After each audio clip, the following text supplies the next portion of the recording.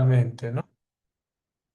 También prácticamente analizamos los diferentes tipos de estructuras que se presentan en suelos residuales, así como también analizamos cuál es el efecto de estas estructuras en el comportamiento geotécnico de estos suelos, ¿no? Entonces, eh,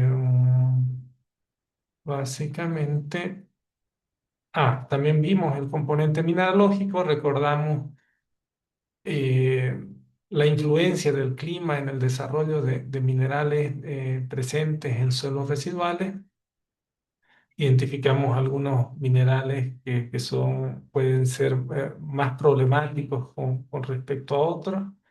Y bueno, nos quedamos por aquí, ¿sí? Entonces, ahora vamos a definir la metaestabilidad de la estructura residual, ¿sí? Entonces, con todos estos factores que hemos visto, que se presentan tanto a nivel macroestructural como también a nivel microestructural, eh, es importante definir de que una estructura, o bueno, o de acuerdo a este autor Blick en 2012, él hace una definición de una estructura metaestable en suelos residuales.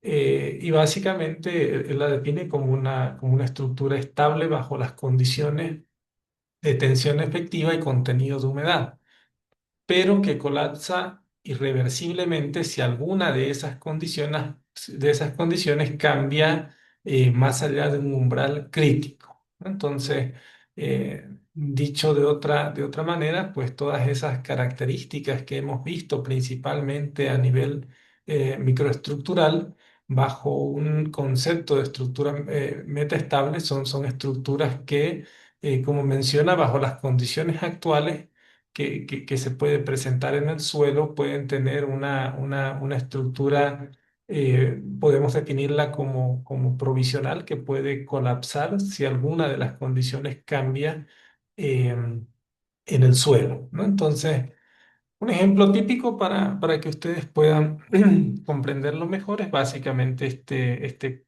castillo de naipes que bajo una primera etapa, en la etapa uno, parece aparentemente estable, ¿no? Sin embargo, si nosotros aplicamos algún tipo de esfuerzo en el cual tocamos esa estructura formada por este castillo de naipes, pues básicamente ocurre un colapso estructural, ¿no? Entonces, este es un ejemplo que nos sirve para poder definir esta estructura metaestable que normalmente se presenta en suelos residuales, ¿no? Entonces, debido a esas particularidades que hemos venido estudiando, ¿no? Entonces,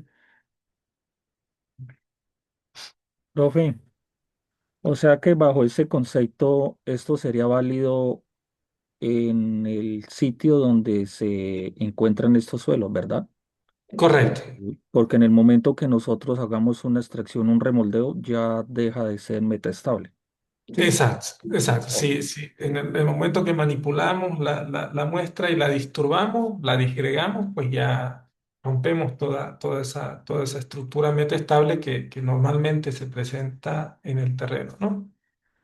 Entonces, algunas condiciones que se dan, digamos, para esta metaestabilidad en los suelos residuales, pues básicamente es esta macroporosidad relicta abierta, ¿sí?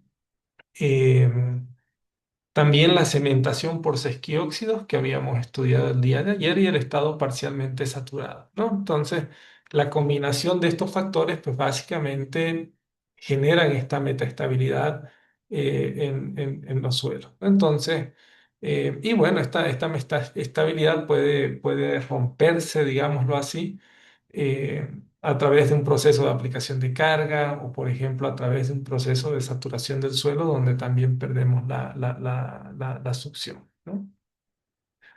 Entonces, la literatura define tres estados de suelo metaestable, ¿no? El primero es un estado estable intacto, ¿no? Donde todos los puentes de cementación entre partículas se mantienen íntegros, ¿no? La macroporosidad es sostenida por la cementación y la succión y bueno, como resultado de esto, básicamente tenemos un comportamiento del suelo pues más rígido, una mayor resistencia, una menor compresibilidad, ¿no? Que podemos de alguna manera relacionarla con, bueno, o mal relacionarla con una aparente sobreconsolidación, ¿no? Por otro lado, definen también una afluencia bajo carga, ¿sí? En este caso, pues básicamente se tienen puentes de cementación mucho más débiles entre las estructuras que básicamente pueden colapsar bajo la aplicación de algún tipo de esfuerzos, ¿no? Y eso puede ir generando un incremento de asentamientos acelerados, ¿no? Y por otro lado está el colapso por saturación, en el cual pues básicamente esa estructura ahí que está metaestable debido principalmente a los efectos de la succión, básicamente al saturarse el suelo bajo carga, se pierde toda esa estructura y esa estructura básicamente colapsa. ¿No?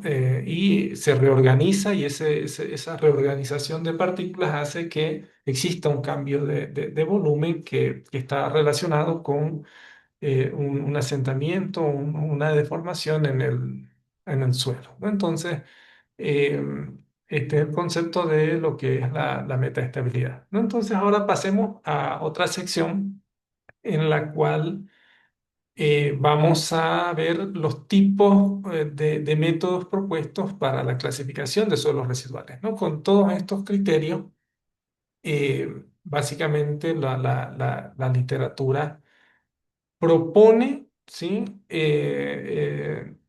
Tres grupos, así podemos definirlos, como tres grupos principales para realizar la clasificación de lo que son suelos residuales, ¿no?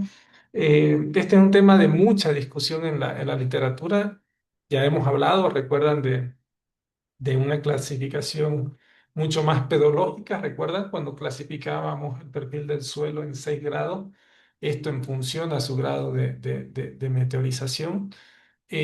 Pero también esas clasificaciones no son suficientes para aplicaciones prácticas y ahí es donde empiezan a aparecer una serie de clasificaciones dependiendo los suelos residuales que se van presentando en diferentes partes del mundo y dependiendo también de la necesidad de los ingenieros geotécnicos para poder utilizar ese suelo con fines del emplazamiento, por ejemplo, de diferentes infraestructuras, ¿no? En ese sentido, estos tres grupos amplios están definidos como el primero basados en los perfiles de meteorización, que básicamente eh, hemos visto uno de ellos, existen muchos, yo les he mostrado principalmente el que tiene mayor consenso, digámoslo así, aplicado a la ingeniería geotécnica, ¿sí?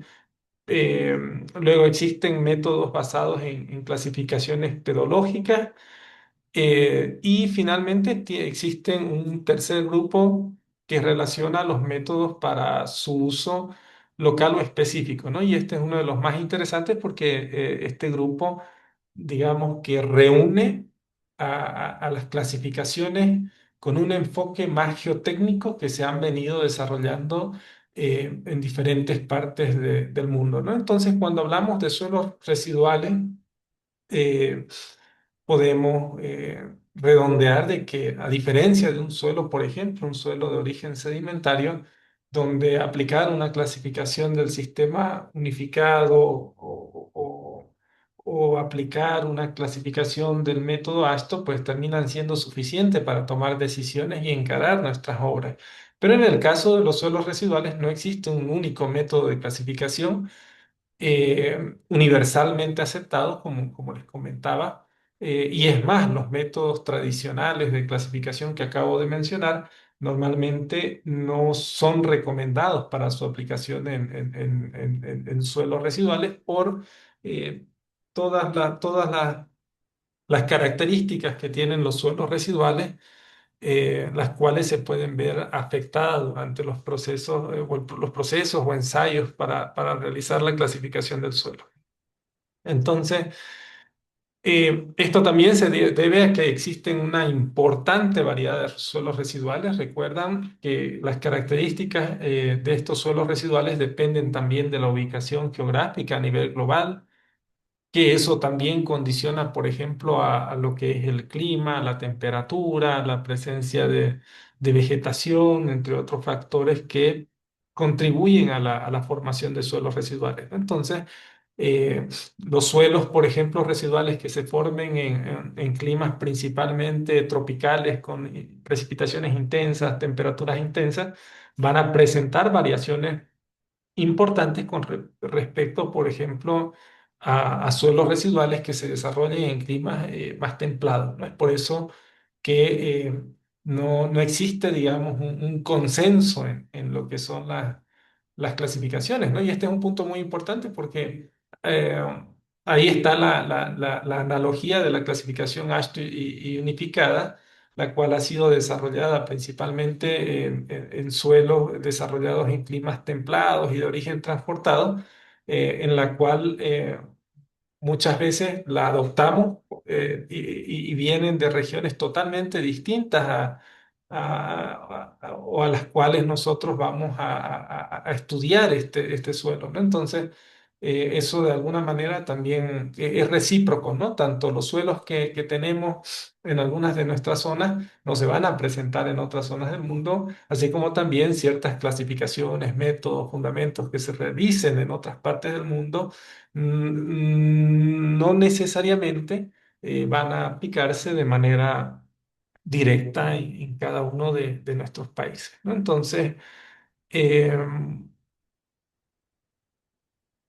al final lo que se buscan con todas estas clasificaciones es tratar de representar el comportamiento geotécnico de todos estos suelos residuales, ¿no? Es por eso que muchas de las clasificaciones que vamos a ver más adelante se basan principalmente ya en el comportamiento de lo que es el suelo y no solamente en designar un nombre al suelo a partir de, por ejemplo, los límites de consistencia o la granulometría del suelo, ¿no? Sino que busca incorporar esas variables de cómo se comporta el suelo en las condiciones reales a las cuales va a ser sometido durante su utilización en cualquier tipo de infraestructura, ¿no?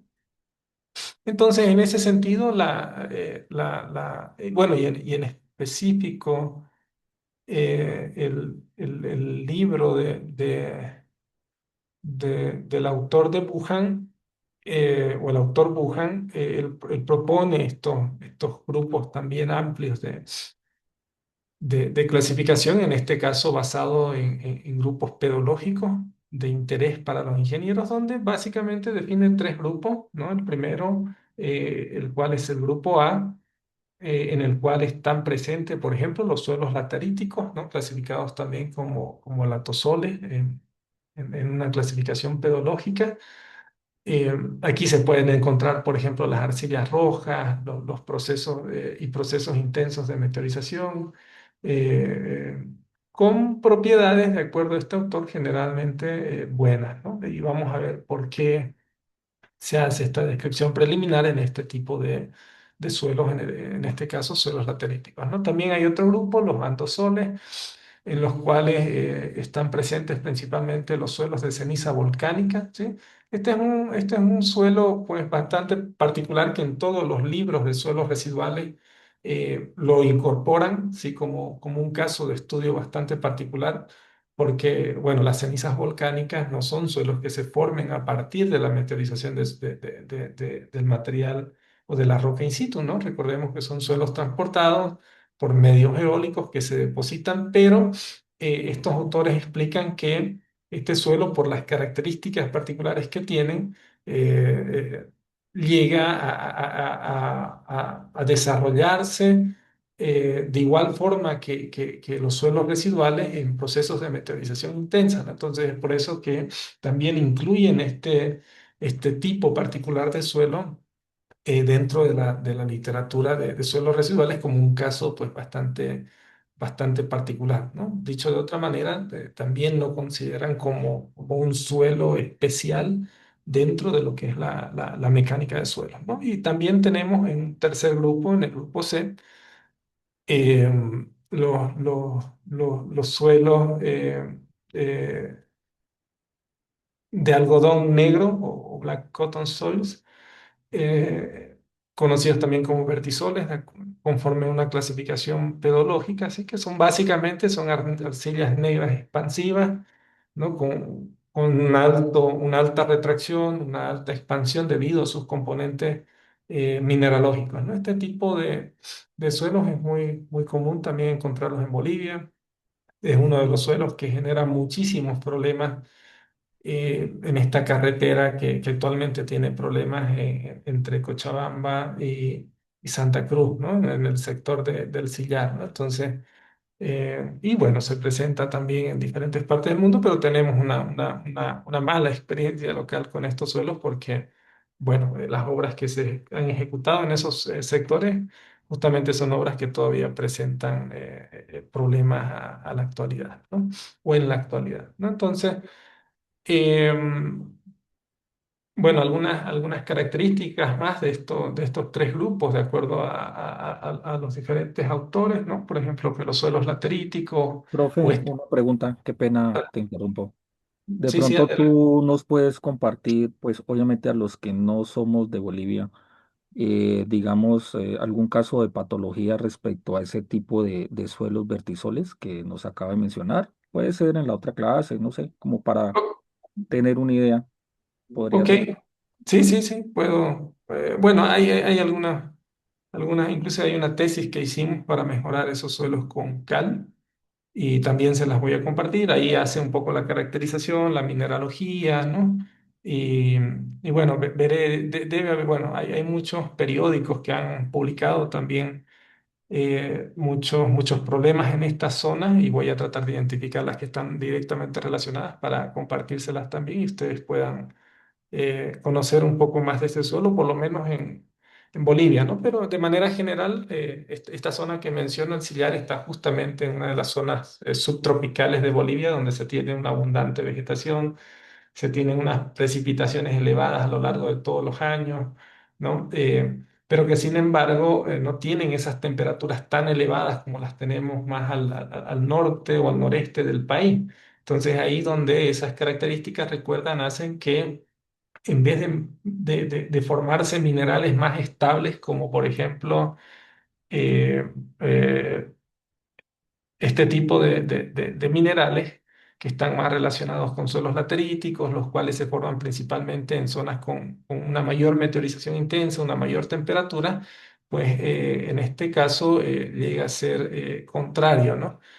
Como no se llega a esa meteorización intensa, pues estos suelos empiezan a desarrollar minerales como morrillonita, que, bueno, ya la hemos descrito, son minerales eh, que cuando entran en contacto con agua, pues son mucho más problemáticos, ¿no? Para los ingenieros geotécnicos, ¿no? Entonces, algunos métodos desarrollados para el uso local específico. eh, Aquí estamos enunciando algunos que los vamos a ver ya en las siguientes láminas, como por ejemplo la relación sílice-esquióxido, ¿no? Estas son, de alguna manera, podemos decir, métodos de clasificación alternativos a lo que son el Sistema Unificado de Clasificación de Suelos o el ASTO, por ejemplo, que gran parte de ellos están pensados principalmente en suelos residuales, ¿no? Como por ejemplo esta metodología de MST, que también la vamos a estudiar con bastante detalle, porque, bueno, es una metodología brasileña que ha propuesto un sistema de clasificación que se aleja de los límites de consistencia y de la granulometría, propone nuevos parámetros de clasificación del suelo, propone su propia gráfica de clasificación, está normada actualmente, se utiliza muchísimo en Brasil y nosotros, bueno, también la hemos adoptado en Bolivia y al día de hoy, pues es un método de clasificación que se está utilizando también en Bolivia para los suelos residuales, ¿no? Eh, entre otros autores que de alguna manera, como van a ver más adelante, tienen algún tipo de relación, ¿no? Porque algunos van expandiendo el método de clasificación, otros, por ejemplo, añaden otras variables, otros añaden no solo parámetros mecánicos, hidráulicos para la clasificación, sino que empiezan a incorporar también algunos parámetros químicos, por ejemplo, para poder clasificar un suelo, ¿no? Es muy interesante. Es por eso que como habrán notado, las clases para suelos residuales, eh, bueno, tienen una explicación un poco más detallada de los aspectos que están relacionados a la formación de los materiales. ¿Por qué? Porque al final terminan siendo útiles para comprender la aplicación práctica en geotecnia, ¿no? Por ejemplo, aquí adelantamos este parámetro que es la relación de sílices esquióxidos. Recuerdan, habíamos definido ayer los esquióxidos, pues ya empiezan a entrar cuantitativamente aquí, ¿no? Para propósitos de uso en ingeniería geotécnica, ¿no? Entonces, esa es la explicación, ¿no? Eh, Existen también los métodos basados en la mineralogía y la estructura, ¿sí? Ayer habíamos adelantado algo.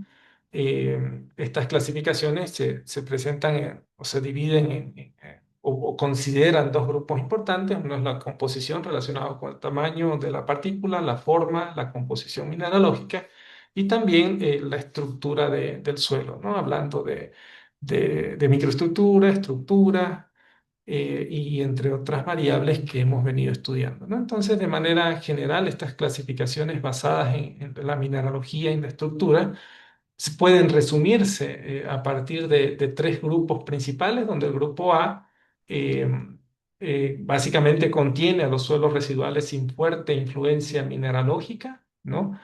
Eh, Tal cual, no están dominados por minerales arcillosos particulares.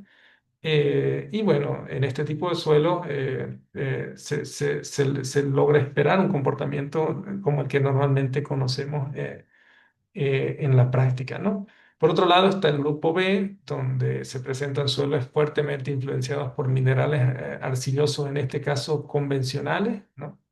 Entonces aquí empiezan a aparecer minerales como por ejemplo la morrillonita, ¿no? La cual condiciona el comportamiento geotécnico de los materiales a través de la expansión, la contracción, la baja resistencia, entre otras características, ¿no?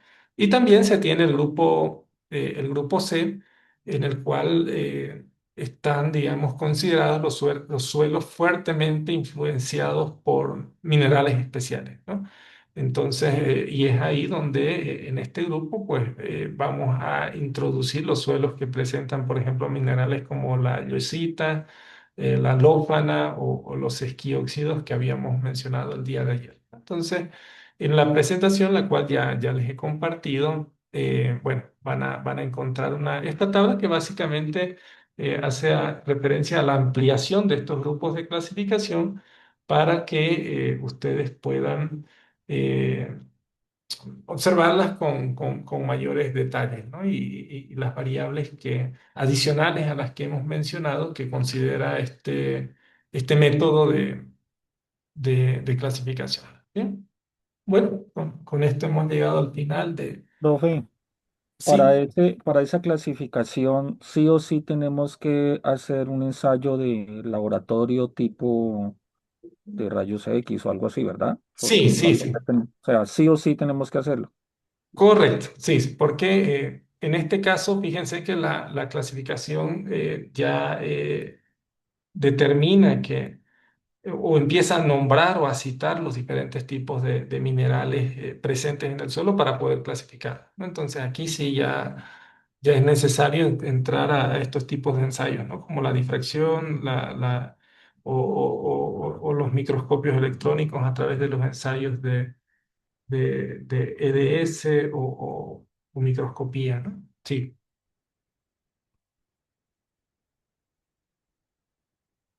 Bueno, entonces a partir de este momento vamos a empezar a enfocarnos principalmente en este grupo, ¿no? En este grupo A, en el cual están presentes los suelos lateríticos, ¿no? Eh, Siendo uno de los suelos residuales de gran interés actualmente en muchas regiones del mundo, como lo van a ver, para poder comprenderlo, ¿sí? Con propósitos de aplicaciones en ingeniería, ¿sí? Entonces, bueno, pasemos a... ¿Alguna duda, alguna consulta más hasta aquí?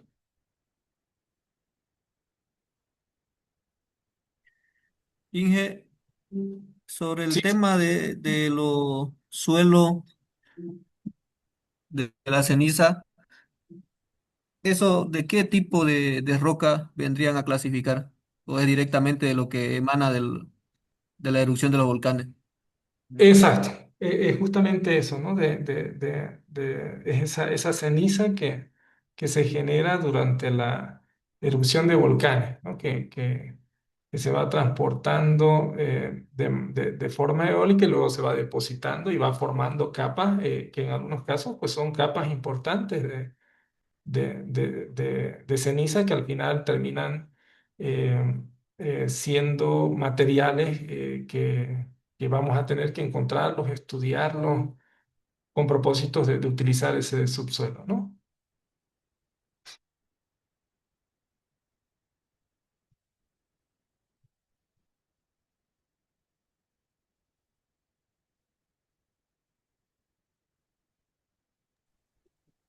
Ingeniero, tengo una pregunta. Sí, Vamos, adelante. en el transcurso del curso vamos a vamos a ver cómo poder identificar en campo si es un suelo residual o no. Y también sería si existe algún método o algo, o un método de ensayo normalizado para la descripción e identificación de los suelos residuales, más o menos como la ACTM, la T2488, mal no recuerdo. ¿Existe algo así para suelos residuales? Con respecto a, ver, a la pregunta, primero, al ser una modalidad virtual, no vamos a tener la oportunidad en este caso de hacer un ejercicio de descripción en campo, ¿no? Sin embargo, durante estas clases hemos venido mostrando cómo debería realizarse este procedimiento y los diferentes criterios para hacer una clasificación y una descripción de los materiales residuales en campo, ¿no? Esto a partir de las referencias bibliográficas más importantes, ¿no? O sea, esos son criterios que están, digamos, aceptados en la literatura para su aplicación en suelos residuales, ¿no? Entonces, con respecto a una normativa específica para hacer este proceso de descripción, no las he visto normalmente en la ACTM ni en la AASHTO, ¿sí? Sin embargo, en los libros sí se detallan todos estos criterios que estamos desarrollando y vamos a seguir desarrollando todavía durante la unidad, ¿sí? No sé si con eso está claro. No, perfecto, ingeniero, gracias.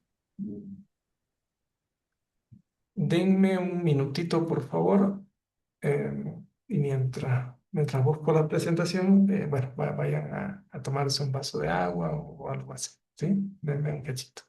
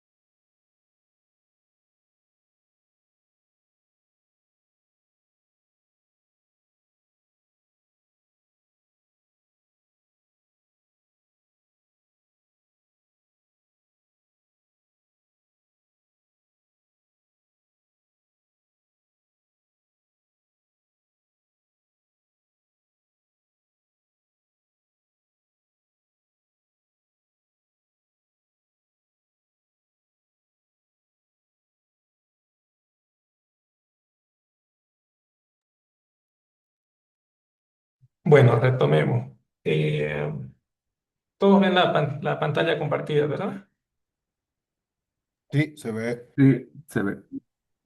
Bueno, entonces ya a partir de ahora vamos a empezar a estudiar un tipo de material residual, probablemente, como lo mencionaba, uno de los materiales de mayor interés y donde se está investigando mucho en la ingeniería geotécnica a nivel global, ¿no? Entonces, para comenzar esta sección, he visto conveniente mostrarles esta presentación que la hice hace un par de días para un evento, de tal manera que sea una motivación para que ustedes vean más o menos por dónde va a ir esta sección y tratar de abrir un poco la mente con respecto a estos materiales y qué se ha venido haciendo para que cuando ya entremos nuevamente a explicar cómo se forman, porque tienen muchas particularidades y su aplicación en ingeniería, ya ustedes también comprendan por lo menos lo que es el contexto en lo que es Bolivia, ¿no? Y aquí aprovecho para preguntar a todos ustedes si alguien tiene experiencia trabajando con este material o ha tenido algún tipo de experiencia, porque recuerdo que una ingeniera preguntó con respecto a este material si lo íbamos a analizar. No, no sé si la ingeniera u otro ingeniero o los ingenieros que están también en otros países han tenido alguna experiencia con este tipo de materiales para compartirla. Ingeniero, buenas noches. Habla Brian. Eh, sí, alguna vez yo en mi proyecto de grado sí hice mi proyecto de grado justamente en estos suelos lateríticos, exactamente en lo que queda Ribera Alta, Rurrenabaque. Y bueno, hice una estabilización mecánica. Tengo un conocimiento regular. Muy bien, ¿alguien más? Yo ¿Dónde tuve están? la oportunidad, ingeniero, de trabajar en el Brasil, en la Ya. parte mayormente del nordeste, todo lo que son los estados del norte, y ahí había bastante presencia de laterita. Nosotros encontrábamos con abundancia, y es un material, la verdad, que bien complicado de trabajarlo si uno no sabe, digamos, si lo pasa de agua, es bien grave. ¿Alguien más? Ahí no anoté el nombre de la ingeniera que hizo la consulta. ¿Dónde están?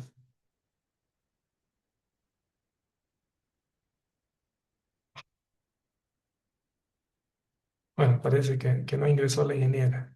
Pero bueno, entonces, eh, como, como, como mencionan sus compañeros, pues estos son suelos que, bueno, de alguna manera han venido captando el interés de los ingenieros locales a nivel nacional, a pesar de que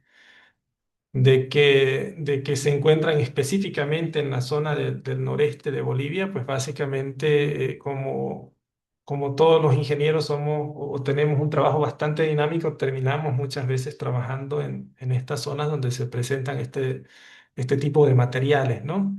Y en ese sentido, pues ahí hace unos días hicimos una presentación justamente en el contexto de que se estaba presentando una investigación más desarrollada por la Universidad Mayor de San Simón con respecto a los suelos lateríticos, ¿no? Y ahí nos invitaron para poder hacer una intervención. Y en este caso, pues esta fue la presentación que se hizo.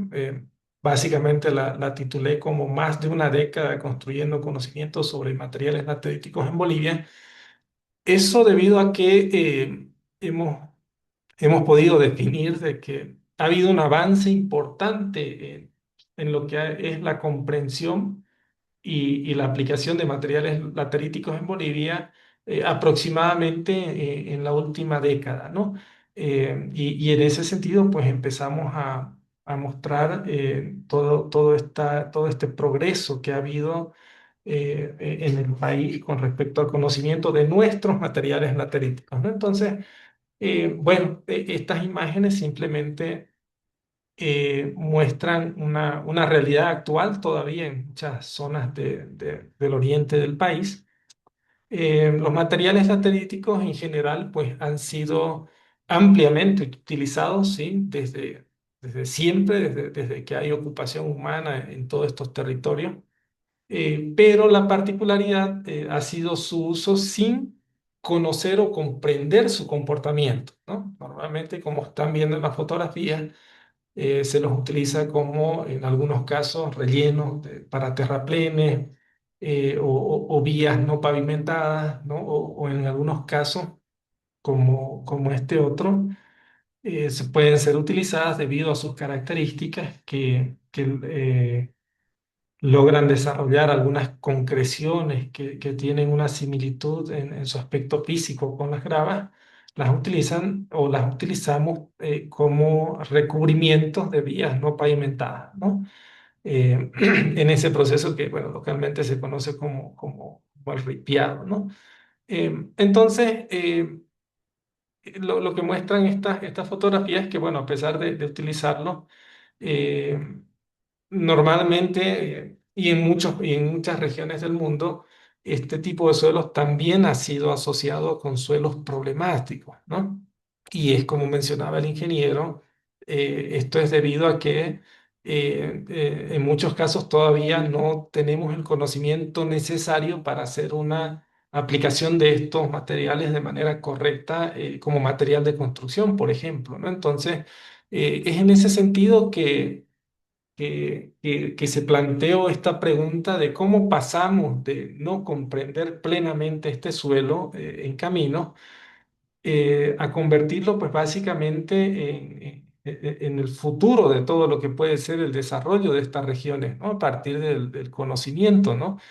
Y básicamente es ese proceso el que les voy a mostrar a continuación, ¿no? Cómo el comprender este material, sin duda alguna, está trayendo una serie de beneficios, tanto para mejorar el desarrollo económico de todas estas regiones, como también para mejorar la calidad de vida, ¿no? Porque una de las características de estas zonas y por qué se lo utiliza es debido a que normalmente por las características de estas zonas donde se presentan los materiales lateríticos, y en el caso particular de Bolivia, en estas zonas no se logran desarrollar o presentar las gravas que normalmente utilizamos en pavimento, ¿no? Esas gravas de origen pétreo que utilizamos en capa base y subbase debido a la meteorización intensa de esta zona, no logran desarrollarse. Entonces, estas zonas para la construcción de hormigones, de infraestructuras, por ejemplo, de vías, no cuentan con este material, ¿no? Y tienen o tenían que traerlos de distancias, pero bastante grandes, ¿no? Estamos hablando de casi 1000 kilómetros, 900 kilómetros, y por supuesto que eso encarecía totalmente cualquier tipo de infraestructura, ¿no? Entonces, el poder plantear estos materiales como una alternativa de uso en diferentes tipos de estructuras ha tenido una serie de beneficios que actualmente siguen en desarrollo, ¿no? Entonces, básicamente la presentación se compone en conocer, aplicar, transferir y proyectar, ¿no? Entonces, con respecto al conocimiento, eh, es por eso que definimos ese periodo de una década, porque aproximadamente un poco más atrás o aproximadamente en una década, es el periodo en el cual se ha intensificado el estudio de estos materiales en Bolivia. Como les decía antes, se los utilizaba, pero no se los comprendían. Se diferenciaban, claro, por su aspecto y ese color rojizo principalmente que presentan, ¿no? Pero como vieron en las fotografías, el utilizarlo sin conocer su comportamiento geotécnico, pues traía también muchos problemas en estas regiones, ¿no? Entonces, a partir de ahí, han habido una serie de investigaciones que se han hecho de diferentes estudiantes de diferentes partes de Bolivia que se han trasladado hasta estas regiones y bueno, han extraído muestras para llevarlas a regiones del occidente, por ejemplo, en las cuales no se forman estos materiales, pero con el interés de poder investigarlos, ¿no? Esto ha hecho que en los últimos años se despierte un interés por el estudio de lo que son materiales atleríticos. Es ahí donde el ingeniero Brian, que hacía la intervención, mencionaba que también él había desarrollado también su proyecto de investigación en este tipo de materiales, ¿no? Y es porque realmente ha habido como un boom en la investigación y en el interés por comprender este tipo de materiales, ¿no? Eso está relacionado no solamente al interés en la investigación, sino que existió la necesidad también de que se empezaron a desarrollar o a construir infraestructuras viales muy importantes en estas zonas, ¿no? Que forman parte de la red vial fundamental de Bolivia.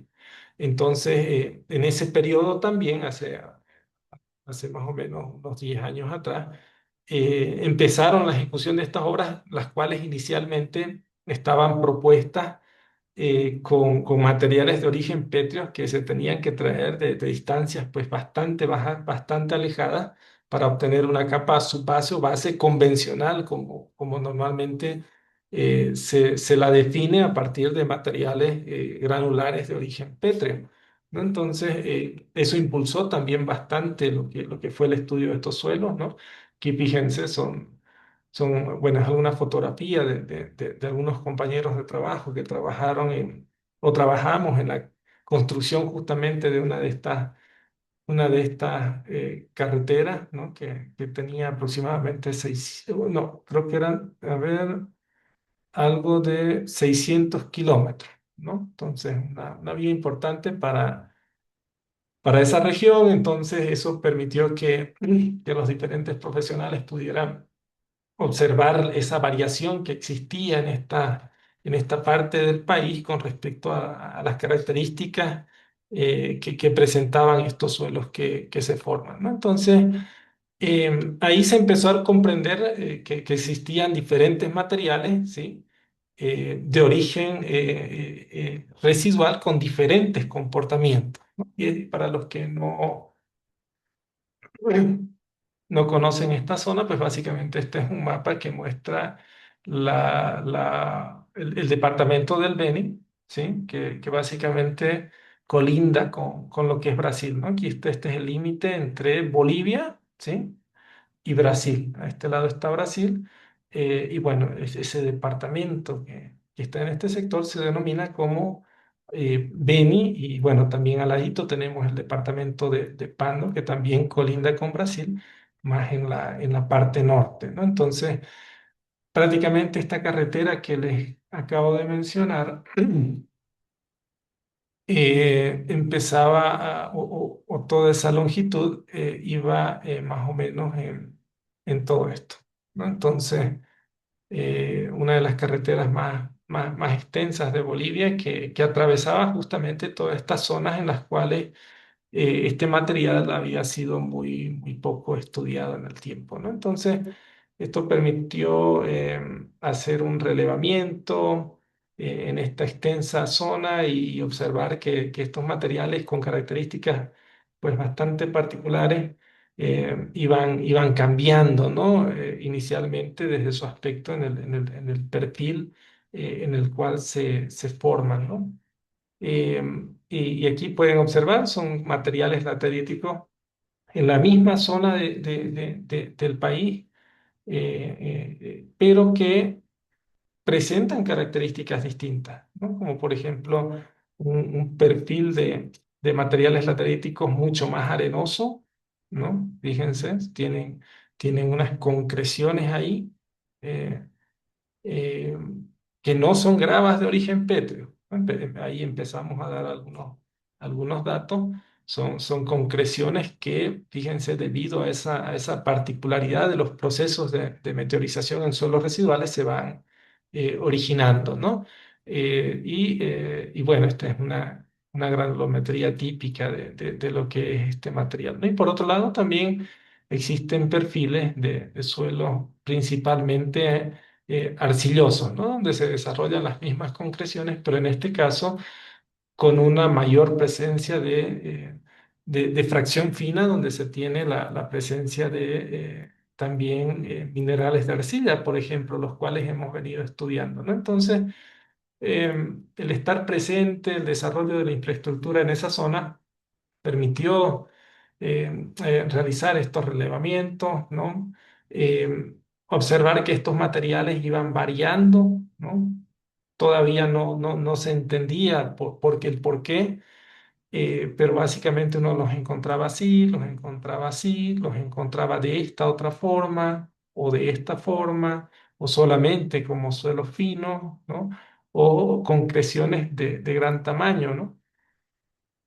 Y bueno, esto permitió que se llegue al terreno. Justamente también tuvimos la oportunidad de participar en un proyecto que consistía en hacer un estudio geotécnico más o menos en esa línea que va de sur a norte en el país y atraviesa, por ejemplo, desde la ciudad de Trinidad hasta la ciudad de Guayana-Merín, ¿no? Que más o menos está en este otro sector, ¿sí? En el cual realizamos una cantidad importante por ejemplo, estudios geotécnicos a partir de ensayos SPT, extracción de muestras inalteradas, que también permitieron caracterizar el material, pero en este caso con propósitos de su uso como material de cimentación, ¿no? Realizando, si mal no recuerdo, eran más de o alrededor de 200 ensayos SPT, ¿no? Este es un perfil de ese proyecto en el cual, bueno, en promedio estábamos por los 22 metros, ¿no? Entonces, independientemente del propósito específico para ese proyecto, fue información que también permitió conocer cómo se formaban estos suelos, no solamente en superficie a través de una descripción visual, sino también en profundidad, ¿no? En los cuales también se hicieron ensayos SPT, se extrajeron muestras para llevar al laboratorio, ¿no? Y gran parte de estos resultados o datos como tal, pues van a ir siendo presentados durante la clase para conocer las características de estos materiales, ¿no? Llevamos el material al laboratorio. em, em, Normalmente, bueno, estos laboratorios, y bueno, es importante explicar esa complejidad. En realidad, como dato adicional, yo soy de esa región del país, ¿no? De la ciudad de Trinidad, ¿no? Pero bueno, ya hace muchísimos años radico en el occidente del país.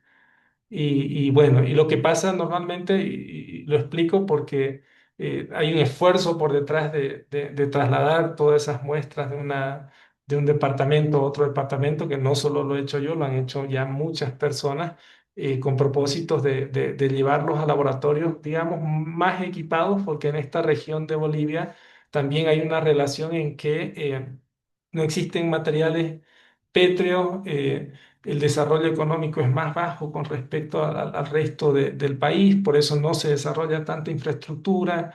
Entonces, son zonas con muchas necesidades que también están acompañadas con el lento desarrollo tecnológico. ¿A qué me refiero con esto? A que en estas zonas, por ejemplo, no se encuentran laboratorios geotécnicos completos, digamos así, para hacer estudios mucho más detallados, ¿no? Es por eso que es muy común extraer estas muestras y llevarlas a laboratorios de ciudades más desarrolladas como Cochabamba, por ejemplo, o la ciudad de La Paz, donde se cuenta con cada vez con una mayor tecnología para hacer la caracterización de los suelos. Entonces, exploramos más allá de lo que se observa. Sí, todas estas muestras de laboratorio también empezamos a utilizar técnicas como, por ejemplo, las de microscopía electrónica, ¿no? Estos son resultados que ustedes ya han venido observando y aquí vamos a empezar a profundizarlo un poco más, ¿no? Porque básicamente el estudiar esto con técnicas que no son tan comunes, inclusive para nuestro medio, pues básicamente permitieron explicar el comportamiento de estos materiales, ¿no? A partir de ensayos químicos, mineralógicos, que no por lo menos en Bolivia no eran tan comunes de realizar en proyectos de investigación relacionados a ingeniería geotécnica, ¿no? Evaluamos su aplicación en pavimento, ¿no? Vamos a tener una sección completa de ver estos criterios que se utilizan para uso en pavimentos. Bueno, aquí estamos 13 años atrás en el laboratorio de geotecnia de la Universidad Mayor de San Simón, un laboratorio de referencia a nivel nacional, en el cual pues ya hace muchos años empezamos a investigar esto para, para ir desarrollando conocimiento en esta área, ¿no? Entonces, van a ver que esa evaluación para uso en pavimento fue muy favorable porque permitió demostrar a partir, claro, de nuevos criterios que no los teníamos localmente, que estos materiales también podían ser utilizados en pavimentos, ¿no? Implementamos nuevos métodos de clasificación, ¿no? Este es uno de los métodos que les anticipaba anteriormente, que lo vamos a ver también en detalle, en los cuales pues ya básicamente esta es la propuesta de clasificación o el abaco de clasificación, en el cual ya no entra la granulometría, no entran los límites de consistencia, sino ingresan parámetros geotécnicos obtenidos con métodos que son nuevos prácticamente, ¿no? En geotecnia se utilizan específicamente para este propósito, ¿no? Empezamos a evaluar lo que era la resistencia al corte también de estos materiales, ¿no? Haciendo ensayos triaxiales en diferentes condiciones, ¿no? Estos son resultados valiosos que los vamos a analizar también cuando empecemos a ver ya ese comportamiento mecánico y geotécnico de toda esa microestructura que hemos venido explicando en clases previas, ¿no? Hemos hecho muchas investigaciones. Cuando hemos hecho, digo, también a nivel nacional, se ha avanzado mucho con esto. eh, Conocemos muy bien cómo se comporta, cómo está compuesto y cuáles son las alternativas de estabilización, las cuales también vamos a ver algunas técnicas al respecto, ¿no? Solamente adelantar, ¿no? Algunas técnicas como por ejemplo utilizando cenizas de bagazo de caña de azúcar, ¿no? Las cuales tienen un aspecto microestructural como estas fotografías que están viendo ustedes ahí, que básicamente lo que hacen es que reemplazan al cemento Portland y básicamente permiten mejorar las propiedades o los parámetros mecánicos de lo que son los suelos residuales lateríticos, ¿no? Eh, Otra línea interesante que esta sí no es parte del contexto de geotecnia, pero por eso estamos haciendo esta introducción para que ustedes vean la infinidad de aplicaciones que hay. Eh, También empezamos a desarrollar investigaciones con propósitos de uso de esas concreciones de materiales lateríticos, pero en este caso utilizándolos en hormigones, ¿no? Hormigones bueno, básicamente al día de hoy se han desarrollado muchas investigaciones, hemos participado en gran parte de ellas eh, en las cuales, o a partir de las cuales básicamente hemos demostrado que los materiales lateríticos, específicamente las concreciones o el material, la fracción de grava, pueden ser utilizados como agregado grueso, por ejemplo, en la elaboración de hormigones, ¿no?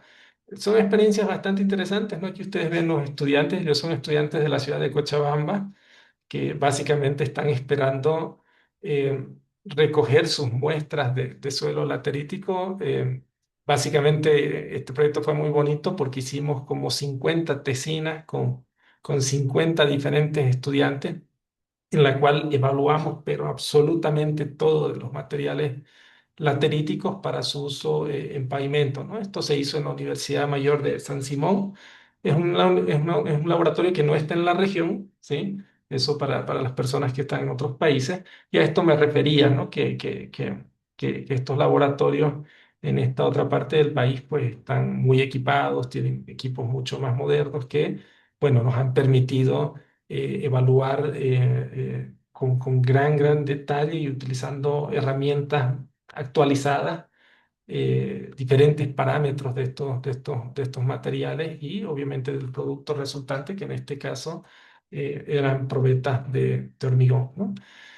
Les voy a mostrar, esta es una de las últimas investigaciones que se ha realizado, la ha realizado un estudiante también bueno, que ahora ya es ingeniero, en la Universidad Mayor de San Simón, en la cual prácticamente ha continuado con la investigación de la resistencia al corte de materiales lateríticos, pero en este caso considerando una mayor escala de evaluación, ¿no?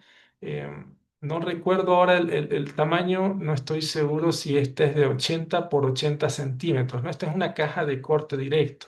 Este laboratorio tiene un equipo de corte directo de gran escala, eso porque permite prácticamente que podamos introducir un espécimen de ensayo que, si mal no recuerdo, era 80 por 80 centímetros, en las cuales nosotros podemos introducir un material laterítico representativo en relación a lo que son sus fracciones de grava, arena y fino para medir la resistencia al corte, ¿no?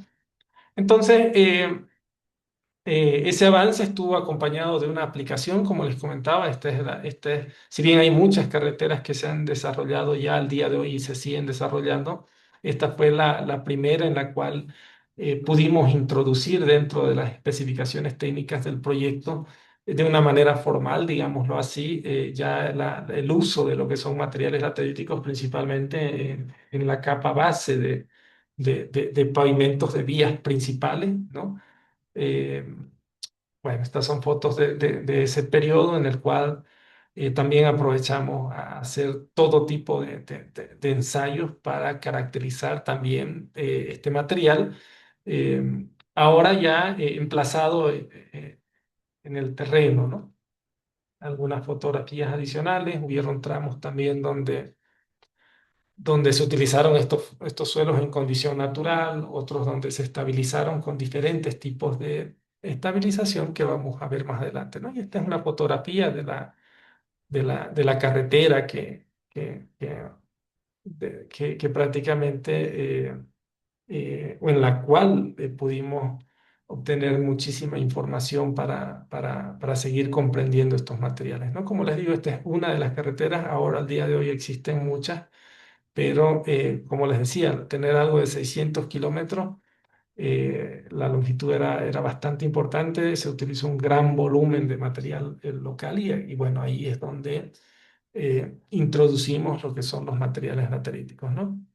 En otra etapa logramos transferir todo este conocimiento, ¿sí? Este es un taller que hicimos en el cual invitamos a diferentes laboratorios de todas estas empresas e instituciones que ustedes están viendo aquí, son los logos de las diferentes universidades o laboratorios geotécnicos, tanto de Bolivia como también hubieron algunos laboratorios de Perú, por ejemplo, ¿no?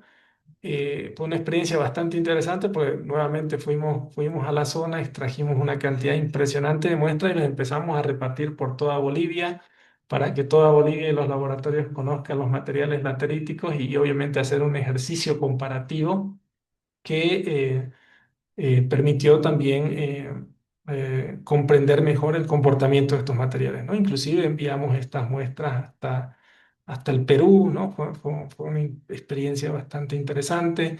En este periodo hemos logrado también empezar a introducir algunos criterios que se aplican en los suelos residuales en nuestra norma boliviana de estudio geotécnico, que es una norma muy reciente que, que, que hace aproximadamente un año, poco más de un año, se implementó.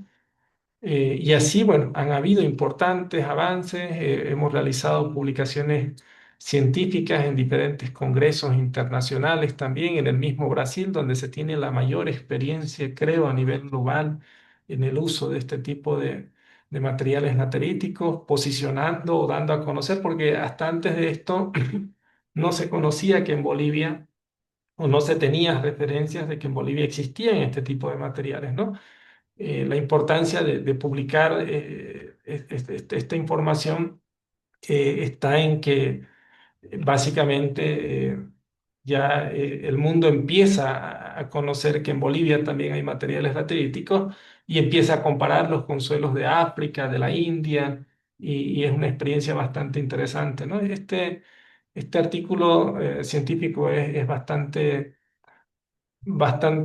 interesante porque básicamente al día de hoy tiene más de 90 citas de diferentes investigadores a nivel mundial. Esta es una de las revistas de alto impacto realmente a nivel global, como lo es Acta Geotécnica, en la cual pues ya hemos publicado algunos resultados que hemos obtenido localmente, así como también en otro tipo de revistas internacionales como también locales, ¿no? Entonces, qué es lo que queda ahora? Y justamente eso fue lo que se explicó a todos los que estaban presentes en ese evento, que básicamente era un evento en el cual reunía dos universidades que llevan la cabeza en el desarrollo del conocimiento de estos materiales, eh, siendo principalmente un público académico y también de instituciones públicas, ¿no? Como municipios y gobernaciones. Entonces, el mensaje que básicamente se transmitió era de que se debe continuar con todos los talleres técnicos, se deben continuar con capacitaciones porque hemos realizado muchas en estos últimos años, tanto a nivel nacional, local, como también internacional.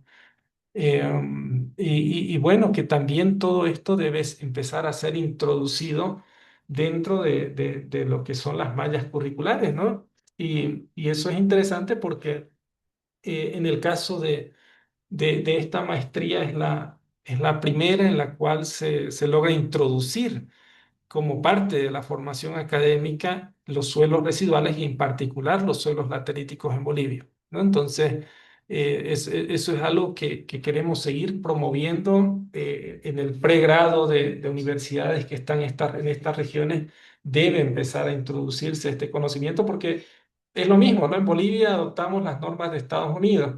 Existen muchas normas específicamente en geotecnia que no aplican a esta parte del mundo porque no tenemos condiciones similares, tanto de material, de recursos económicos. Y lo mismo se traduce a una menor escala en Bolivia porque básicamente, como mencionábamos, estas regiones donde se presentan este tipo de materiales también tienen una diferencia importante con suelos o materiales de otras regiones de Bolivia, ¿no? Entonces, de ahí la importancia de poder introducirlo. En el caso de esta maestría, creo que es un gran avance de que ustedes puedan comprender esto, porque básicamente ustedes van a tener la oportunidad en algún momento de poder trabajar en esta zona y necesitan ese tipo de criterios, ¿no? Y no solamente en los suelos lateríticos, sino en los suelos residuales de manera general, ¿no? Entonces, ¿qué queda por delante? La validación de todas estas infraestructuras que son relativamente nuevas para ver cómo se comportan estos materiales en pavimentos sometidos a condiciones de terreno, ¿no? Para ver su durabilidad real. También se empieza a promover que exista una base de datos a nivel regional, porque es muy común perder la información de muchos proyectos. Creo que eso pasa a nivel global. Pero cuando existe una necesidad tan grande como las que se tienen en el oriente del país, es necesario que esas experiencias en las carreteras que se están desarrollando puedan transmitirse, ¿no? Esto a partir de datos reales que se hayan obtenido de la construcción de estas vías. Nos falta todavía desarrollar normativas más específicas de este tipo de materiales para poder introducirlas en diferentes aplicaciones, ¿no? Tanto en estructuras viales o también en edificaciones o en diferentes tipos de infraestructuras, ¿no? Así como también expandir las alternativas de estabilización de estos suelos con criterios más económicos, más sostenibles. La aplicación en hormigones, como habrán visto, es algo muy interesante, la verdad. Actualmente todavía tenemos algunas iniciativas para seguir trabajando en esto, en algunos proyectos, porque lo que se quiere es que al igual que la aplicación que ya se le está dando en pavimento, se empiece a utilizar también en lo que son los hormigones, por ejemplo, ¿no? Eh, y bueno, básicamente esta fue la presentación, promoviendo redes institucionales, que las universidades empiecen a coordinar con también municipios, gobernaciones y también con el nivel central para empezar o continuar, mejor dicho, con todo este avance que se ha tenido a nivel de Bolivia con lo que son los materiales lateríticos, ¿no? Entonces, bueno, y cerramos con esto, ¿no? Transmitiendo de que Bolivia al día de hoy ya no solamente tiene un material, sino que también tiene un conocimiento para poder utilizarlo, ¿no? Y en ese sentido es que eh, vamos a ver ya en las siguientes láminas todo lo que hay por detrás de esto, ¿no? Desde justamente esas características relacionadas al origen, pero ahora ya profundizando mucho más con esas implicaciones prácticas de la aplicación, los ensayos de laboratorio, las normativas y todos estos criterios, ¿no? Entonces... Esta es la presentación. No sé si alguien tiene alguna duda, alguna consulta de, de lo que hemos mostrado. Profe, una pregunta. En cuanto a las investigaciones que han desarrollado con respecto a los concretos, eh, ¿qué, qué conclusiones han tenido, digamos, en cuanto a su resistencia, durabilidad con el uso de este material? En general, todos los parámetros hemos evaluado todos los parámetros que se evalúan en en un agregado pétreo, ¿no? eh, Evaluando su granulometría, evaluando su durabilidad, ¿no? Y básicamente, bueno, una de las primeras principales conclusiones, y van a ver el por qué a continuación cuando empecemos a desarrollar cómo se forman estos materiales, es que la resistencia de estas concreciones varían evidentemente de banco a banco de préstamo, ¿no? O sea, la resistencia es bastante variable. Podemos encontrar materiales catalíticos con, con un ensayo de desgaste de los ángeles muy alto, que está relacionado con una mayor fragilidad de esas partículas, pero también que se encontraron bancos de préstamos con concreciones con la resistencia necesaria que cumple las normativas para su uso, por ejemplo, en lo que son hormigones, ¿no? Entonces, el campo es bastante variable, pero en general sí existen materiales lateríticos o concreciones o agregados lateríticos que cumplen con las especificaciones estándar para poder utilizarlos en pavimentos, perdón, en hormigones. eh, eh, Llegamos a alcanzar resistencias mayores a 21 megapascales sin aditivos, simplemente utilizando estos materiales lateríticos de la zona, ¿no? Entonces, por eso es que hay una gran oportunidad todavía abierta en esa área para seguir explorando, desarrollando normativas para poder utilizarlas, ¿no? En la práctica, ¿no? En otras partes del mundo ya entiendo que ya se han empezado a utilizar, ¿no? Eh, claro, es bastante complicado. Siempre introducir algo nuevo o mover lo que se conoce siempre va a ser complicado en cualquier parte del mundo.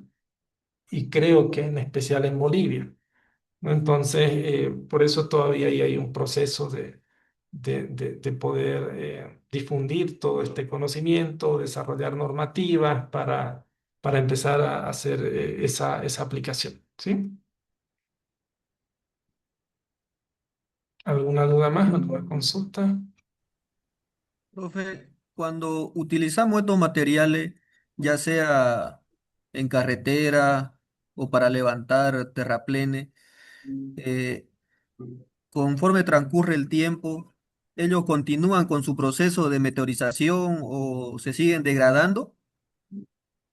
Esa es una pregunta súper interesante, ¿no? Porque aquí empezamos a mover todos los conceptos, ¿no? Del material que se originó in situ, luego que lo explotamos y rompemos toda esa herencia de fábrica del macizo rocoso y ahora lo disturbamos y lo utilizamos como un relleno compactado, ¿no? Eso algo había anticipado con ustedes el día de ayer y esa es una particularidad muy grande de materiales lateríticos en específico. En un suelo residual, digamos, no laterítico, diferenciando, es importante empezar a hacer esa diferencia.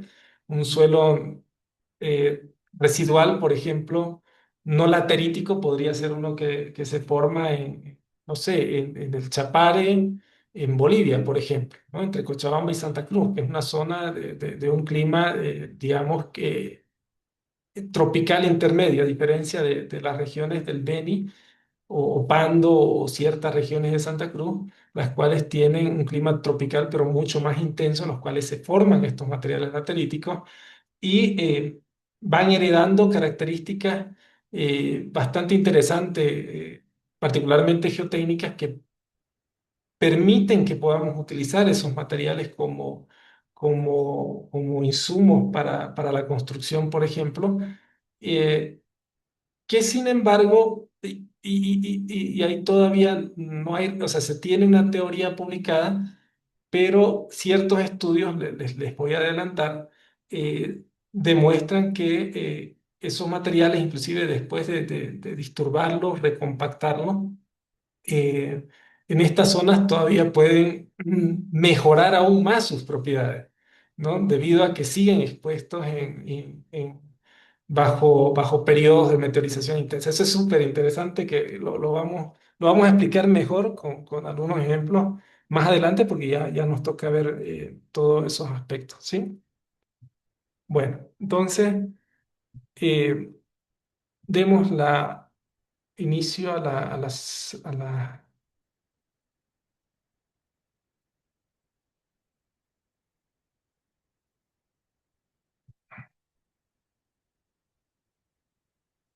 Entonces, ahora sí, como parte de esta unidad de aprendizaje relacionada a los suelos residuales, ahora sí estudiemos los materiales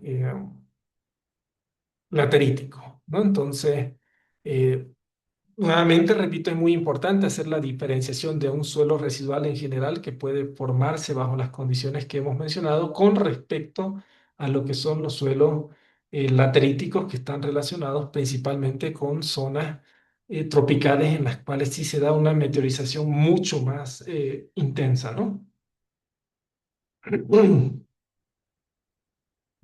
Bueno, esta es una fotografía siempre de referencia que la tomé igual hace muchos años en uno de esos primeros proyectos que desarrollamos y en los cuales nos encontramos materiales lateríticos, ¿no? En los cuales, bueno, representan, o esta fotografía representa esas características, ¿no? De que son suelos de climas tropicales, son suelos que se forman en la Amazonía, en general, de Bolivia, de Brasil, de Perú, ¿no? Entonces, y bueno, presentan esas características bastante particulares como las que se ven en la fotografía, ¿no? Fíjense, son diferentes tipos prácticamente es un suelo conformado bueno, puede venir o puede presentarse de diferentes maneras, pero en este caso suelos con concreciones del tamaño de grava, hay arena, limo e inclusive van a ver hay concreciones o bolones también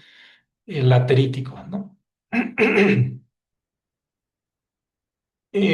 Bueno, en general los suelos lateríticos no son suelos comunes, es por eso que están dentro de lo que es nuestra materia de mecánica de suelos especiales, porque necesitamos ampliar ese conocimiento para poder interpretarlos, para poder analizarlos, porque todos estos factores que ya hemos venido estudiando, así como los que vamos a presentar más adelante, pues básicamente condicionan el comportamiento geotécnico de muchas obras que vamos a realizar utilizando este tipo de materiales, ¿no? Entonces, ¿por qué los vamos a estudiar? Porque su gran variabilidad desafía los métodos convencionales, ¿sí? Es más, esa gran variabilidad ha llamado esa inquietud y esa curiosidad dentro de mí que ya voy invirtiéndole pues más de una década en investigar este tipo de suelos por esas particularidades, por esas diferencias que presentan con relación a los suelos sedimentarios, por ejemplo, de origen transportado, ¿no? Porque presentan una mineralogía, una microestructura totalmente distinta, ¿no?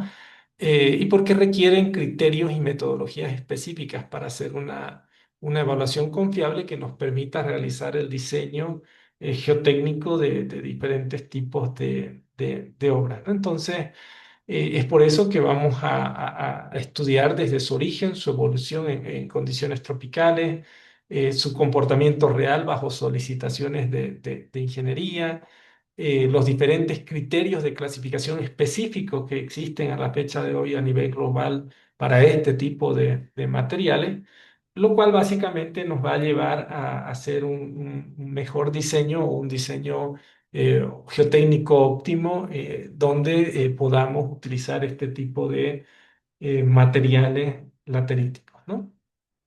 Entonces, los suelos lateríticos, como nos muestra este mapa, eh, básicamente se distribuyen principalmente en la zona tropical a nivel global, ¿no?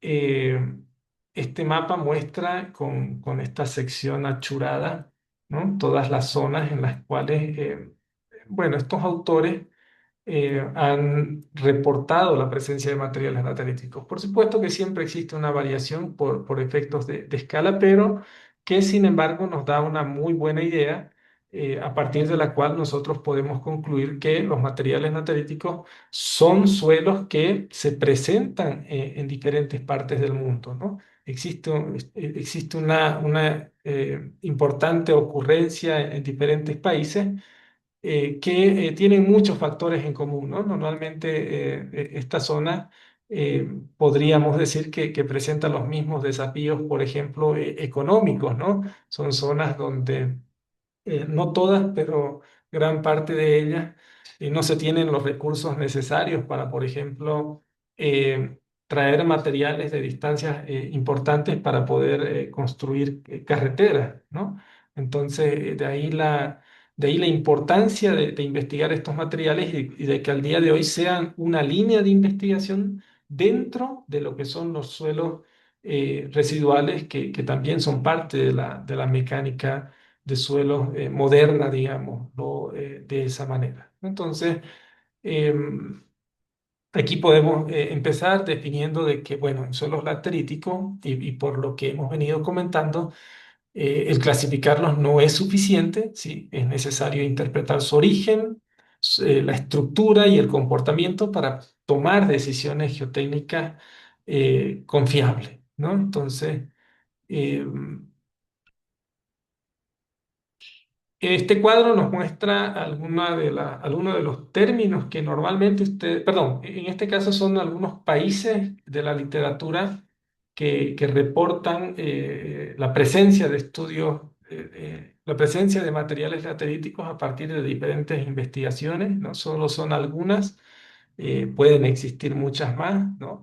Pero de igual manera es una tabla que nos permite obtener referencias porque pues, básicamente lo que hemos hecho más, y lo voy a mostrar más adelante, es empezar a comparar las propiedades o los parámetros geotécnicos de nuestros materiales lateríticos con suelos de todas estas partes del mundo, ¿no?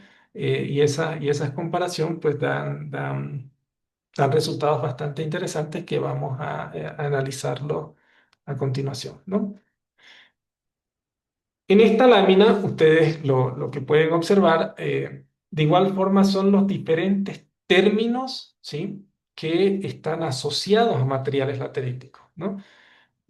Normalmente yo utilizo el término de materiales lateríticos. ¿Por qué? Porque bajo esta área de investigación de los materiales lateríticos, existen regiones donde establecen, por ejemplo, criterios específicos y denominaciones que relacionan al suelo laterítico como un suelo principalmente fino, ¿no? Con un alto contenido de arcilla. Eso porque en esas regiones se presentan de esa forma, ¿no? No presentan concreciones, no presentan fracciones de grava o en algunos casos fracciones de arena. mientras que el utilizar el término material laterítico lo que me permite es englobar cualquier tipo de material que haya pasado por un proceso específico de meteorización intensa en una zona tropical, que esté compuesto ya sea por grava, o ya sea por arenas, o mezcla de gravas, arenas y finos, ¿no? Entonces, es de ahí la explicación de por qué me van a escuchar normalmente referirme como material laterítico. Y cuando toque hacer la explicación particular de un suelo laterítico y a qué me refiero, la voy a hacer dependiendo del contexto que vayamos analizando, ¿sí? Pero esto es interesante porque eh, si uno quiere estudiar suelos lateríticos y simplemente lo traduce al inglés, bueno, probablemente ahora cada vez se trata de uniformizar más los términos, pero hace unos años atrás a mí me pasaba eso de que bueno, cuando ya descubrimos que, por ejemplo, algunos países que hablaban francés también presentaban este tipo de materiales y gran parte de su literatura estaba publicada en francés, ¿no? Entonces era casi imposible acceder a esa literatura, entonces es por eso que les comparto estas terminologías, porque el que esté interesado en investigar esto puede utilizar estos términos para buscar en la literatura francesa publicaciones relacionadas con materiales lateríticos, las cuales hay muchas, se investiga mucho, ¿no? Pero también otros términos como por ejemplo en portugués, en el cual se denomina pedregulho laterítico, ¿no? O cascajo laterítico, ¿no? O cascalio laterítico, que en Bolivia también utilizamos ese término como cascajo laterítico, y son diferentes denominaciones que hacen que el conocimiento en materiales analíticos esté bastante disperso, ¿no? Entonces, es por eso la importancia de poder disponer de todos estos términos que básicamente permiten a cualquier persona realizar una investigación bastante detallada de estos materiales a partir de publicaciones en diferentes regiones del mundo, ¿no?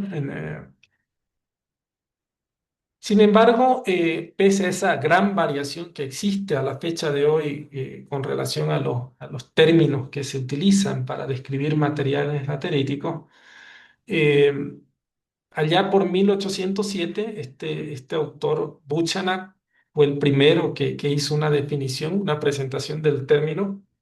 En este caso, él propuso este término laterita, ¿no? Básicamente, y explicó que este término deriva del latín later, ¿sí? Que significa ladrillo. Entonces, de acuerdo a las publicaciones, hacen referencia de que este autor, básicamente, por allá, por 1807, ya empezó a observar este comportamiento, ¿no? De estos estratos bastante endurecidos, ¿sí? Que básicamente tenían o podían ser utilizados como ladrillo, ¿no? Eran suelos endurecidos que podrían ser utilizados como ladrillos y en consecuencia como materiales de construcción para viviendas, ¿no? Entonces, a partir de ahí es donde empieza a aparecer el primer término que se asocia a este tipo de materiales, ¿no? En Bolivia estos materiales lateríticos están ya identificados principalmente en el noreste y este de Bolivia, ¿sí? Específicamente en regiones que están en los departamentos tanto de Beni, ¿sí? Así como también en Pando y en Santa Cruz, ¿no? No a lo largo de todo el departamento, sino en sectores específicos, como vamos a ver a continuación, ¿no? Entonces, con respecto a la revisión general, porque es importante aclarar todo con respecto a las definiciones que vamos a ir utilizando más adelante. Bueno, la idea central que hay que tener, independientemente de los términos que se asocien, es que los materiales lateríticos o las lateritas son productos de meteorización tropical y subtropical, ¿no? Eh, su comportamiento, su composición química y sus rasgos morfológicos dependen del grado de meteorización del material parental, ¿sí? Eh, Y bueno, la literatura muestra que definir la laterita de forma única ha sido históricamente difícil, ¿no? Debido a esta amplia variación en cuanto a los términos que se asocian, ¿no? Entonces, como van a ver más adelante, inclusive para resumir toda esta variación en cuanto a las denominaciones de materiales lateríticos, existen clasificaciones propuestas, ¿no? Que ayudan a clasificar y a denominar de manera específica estos materiales con diferentes propósitos de uso, ¿no? Entonces, algunos enfoques históricos que han habido con respecto a la definición de estos materiales, algunas de ellas están relacionadas con la definición por el endurecimiento que cualquier persona puede percibir si empieza a palpar este material en el terreno. Es la misma explicación relacionada a este autor Buchanan, de la cual él hace una definición como un material endurecido, ¿sí? Que logra presentarse o logra presentar una resistencia como la de un ladrillo o similar a la de un ladrillo. Existen también definiciones químicas, ¿no? Y estas son las más interesantes que vamos a ver porque hay autores que dicen, no, los límites de consistencia y la granulometría no se aplican en este tipo de materiales, ¿no? Nos dan parámetros representativos de su comportamiento, ¿no? Y entonces algunos autores empiezan a proponer definiciones de químicas, las cuales dan origen a clasificaciones químicas con propósitos de uso de estos materiales en aplicaciones geotécnicas, ¿no? Y ahí empiezan a proponer algunos parámetros que vamos a estudiar para clasificar el suelo en función a criterios químicos, ¿no? Y también existen las definiciones morfológicas, ¿no? Muy similar a las que vimos anteriormente para suelos residuales no lateríticos, en las cuales también permiten hacer una clasificación y una descripción de todo lo que son los perfiles que se desarrollan en materiales lateríticos, que vuelvo a repetir, son totalmente distintos a los que se producen en suelos residuales no lateríticos, ¿no? Entonces, ¿qué es lo que dice la literatura en general? Dice que existen definiciones geológicas, físicas y morfológicas parcialmente superpuestas. Ahí hay todavía una controversia. Lo que habíamos mencionado también, el término laterita ha sido ampliamente utilizado, pero con significados distintos, dependiendo la región que ha utilizado en el mundo este término, ¿sí? No existe una definición universal, ¿sí? Esto es lo que vamos a ver a partir de los métodos de clasificación, ¿no? Pero sí que, sin embargo, para propósitos de ingeniería e ingenieros geotécnicos, eh, básicamente nuestro problema no va a ser tanto la designación del nombre, ¿no? Sino más bien cómo se comportan esos materiales en la práctica, ¿no?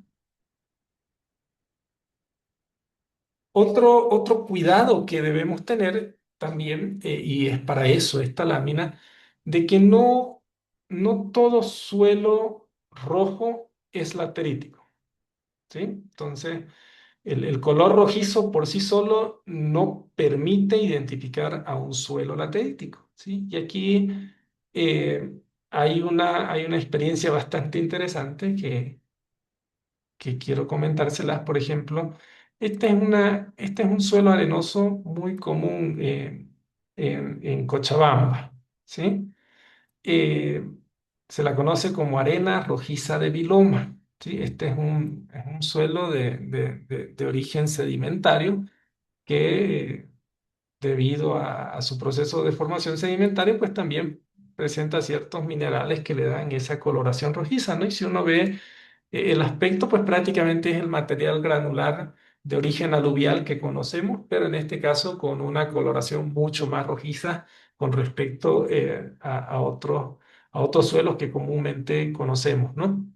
Y bueno, esto sirve porque cuando hubo ese boom de estudiar los materiales lateríticos, cuando hacíamos esa introducción definíamos el periodo de una década como el periodo en el cual se ha ido intensificando, digamos así, el estudio de materiales lateríticos, hubo un interés a nivel nacional, ¿no? Y de muchas ciudades y departamentos que no eran necesariamente donde se producen estos materiales, ¿no? No sé, de ciudades, vieron tesis que se desarrollaron en Tarija, ¿no? Muchas en la ciudad de La Paz, con un clima totalmente distinto, ¿no? Y había el interés de los estudiantes, principalmente de pregrado, de hacer investigaciones en esta temática, porque es una temática que veníamos difundiendo y captaba el interés de muchas personas, pero que se empezaron a cometer diferentes tipos de errores, ¿no? Como por ejemplo identificar un suelo rojizo en la región del occidente del país donde no hay un clima tropical, no hay las condiciones, y básicamente empezar a denominarlo como material laterítico y empezar a hacer investigaciones asumiendo que son materiales lateríticos, ¿no? Entonces, ese fue una equivocación bastante grande que hubo. Es más, se publicaron algunas tesis utilizando suelos que no tenían nada que ver con materiales lateríticos, pero que se definían debido a su coloración rojiza, ¿no? O sea, y eso también demostraba que existía esa falta de conocimiento realmente para poder comprender el comportamiento de estos materiales, ¿no?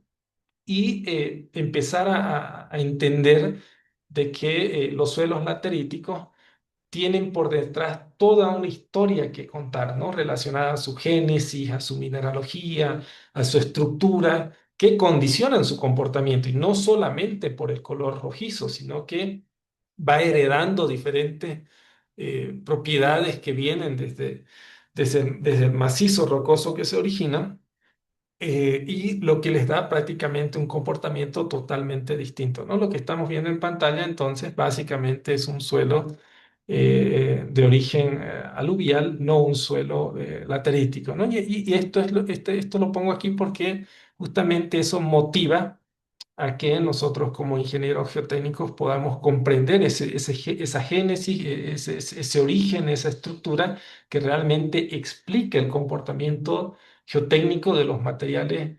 lateríticos, ¿no? No sé si hasta aquí hay alguna duda, alguna consulta. Creo que podemos llegar hasta aquí el día de hoy, aprovechar lo que resta para resolver algunas consultas, y ya mañana introducirnos a los procesos pedogenéticos de meteorización tropical y laterización, ¿no? Que ya son los procesos específicos y también adicionales a los que hemos visto, que básicamente condicionan la formación de materiales lateríticos, ¿sí? ¿Alguna duda, alguna consulta?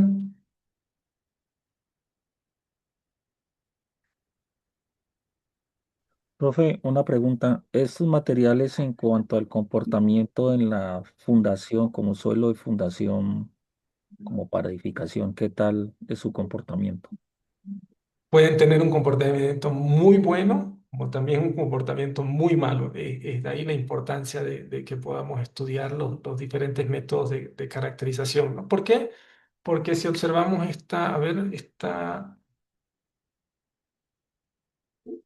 fotografía, vamos a ver mañana de que de igual forma en el perfil de meteorización vamos a tener materiales lateríticos de diferentes características, ¿no? Y existen algunas situaciones en las cuales eh, prácticamente ese proceso de meteorización es tan interesante porque de la roca se convierte en suelo, pero específicamente en los materiales lateríticos, ese suelo vuelve a formarse o vuelve a formar costras endurecidas, ¿sí? Principalmente en estratos superficiales, ¿sí? Debido a ese proceso de meteorización que prácticamente es como si tuviéramos nuevamente una roca, ¿no? O asociarlo con un conglomerado, ¿no? Entonces, si nos encontramos esas situaciones, dependiendo obviamente del tipo de infraestructura que vayamos a emplazar, pueden funcionar muy bien porque prácticamente estaríamos en un material muy resistente, muy similar a una roca,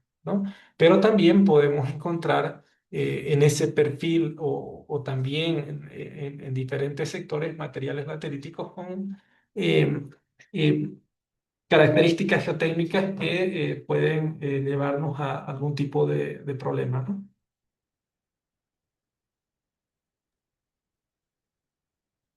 Inge, una consulta. Sí. Eh, Todo lo que es en la zona de la Chiquitanía de Santa Cruz, eh, ya hay presencia de lo que se le denomina el escudo brasileño. ¿Eso es suelo laterítico también? Sí, sí, justamente eso es lo que vamos a responder mañana. Mañana vamos a ver estos factores, pero ya explicándolos desde el caso boliviano. Vamos a combinar lo que es la teoría con lo que realmente hemos podido relevar y ahí vamos a ver que el precámbrico, por qué el precámbrico o las rocas del precámbrico o la ubicación de las rocas del precámbrico son zonas en las cuales existe una abundancia de materiales lateríticos, ¿no? Pero eso lo vamos a ver mañana. ¿Sí? Dije, una consulta sobre el término concreciones. ¿A qué se refiere? ¿Es más a, bueno, no sé si se refiere a la forma o... Sí, las concreciones pueden definirse como un material endurecido, ¿no? No utilizo el término gravas por alejarme o para alejarme de lo que conocemos normalmente como gravas porque puede existir una confusión, ¿verdad? Desde un punto de vista geotécnico, sí, evidentemente podemos designar el término de grava, pero ya en la experiencia que tenemos enseñando esto, existe mucha confusión cuando se utiliza el término grava porque se asocia normalmente al material pétreo, ¿no? A esa grava que obtenemos a través de procesos de chancado, ¿no? Y lo que queremos es un poquito alejarnos de esa parte cuando sea necesario, lo definiremos así desde una perspectiva mucho más geotécnica, pero en esta clase más introductoria es importante empezar a utilizar ese término para justamente estas concreciones o estas partículas del tamaño de grava, pero que tienen un origen totalmente distinto a los materiales pétreos, ¿no? Y esas concreciones tendrían, ¿no? Una mayor resistencia con respecto a los otros, ¿no? O sea, a eso se refiere con que están, por no usar el término grava. Eso puede ser variable y eso lo vamos a ver más adelante. Vamos a hacer la comparación de los resultados reales que tenemos de muchos bancos de préstamos en esta región y vamos a ir ver que esa resistencia de esas partículas o esas concreciones pues es variable y depende del proceso de formación de estos suelos, ¿sí? Gracias. Ingeniero, buenas noches. Buenas noches. Ingeniero, en una consulta, bueno, tengo una duda. Las arenas rojizas de Viloma, a comparación de del suelo laterítico, ¿hay manera de identificarlas a simple vista o netamente tendrían que ser a través de estudios de suelos? No, esas pueden ser diferenciadas, ¿no? Debido primero a que como son de origen aluvial, pues básicamente las partículas, fíjense, son más redondeadas, ¿no? Entonces eso ya nos puede relacionar con un proceso de formación de origen aluvial, el cual es totalmente distinto a un suelo residual, en los cuales las partículas de un suelo residual, como las vimos en, en, en esta lámina, tienen una forma pues bastante irregular, no tan redondeada como un suelo de origen aluvial, ¿no? Entre otras características, ¿no? Por ejemplo, este tipo de arenas normalmente presenta la viloma una alta cantidad de micas que uno puede observarlas ahí también, ¿no? Entonces, y ya químicamente y mineralógicamente son totalmente distintas, que eso es lo que vamos a ver más adelante, ¿sí? Ingeniero, tengo una pregunta. Buenas noches. Bueno.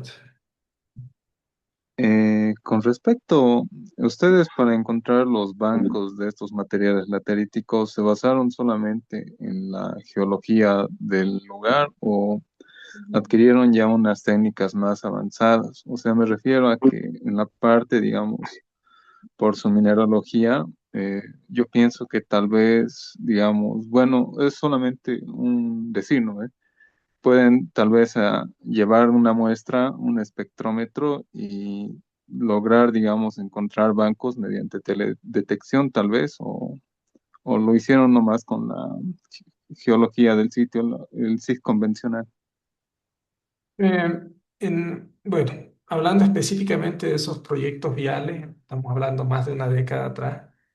eh, la identificación de estos bancos estuvo relacionado a principalmente lo que es un relevamiento geológico, ¿no? Partiendo de lo que son estas rocas del Precámbrico, las características que presenta el sector, que las vamos a ver el día de mañana, para identificar bancos potenciales, ¿no? Pero desde el punto de vista geotécnico, la manera pues, fue ir y realizar exploraciones en muchos sectores, y a partir de ahí, aplicando los métodos de caracterización que vamos a ver a partir de mañana, empezar a diferenciar, ¿no? Las características de un banco con respecto a otro. Lo de aplicar la teledetección es bastante interesante. Hay muchos estudios en diferentes países que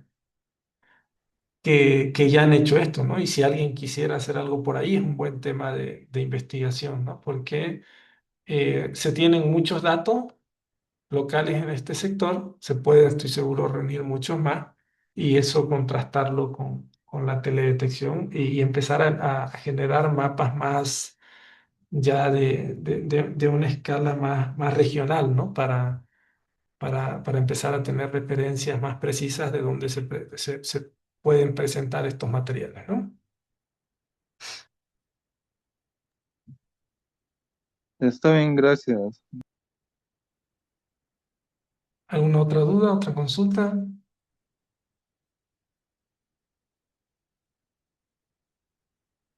Bueno, si no hay más dudas y más consultas, quedaremos hasta aquí entonces y nos vemos el día de mañana. ¿Sí?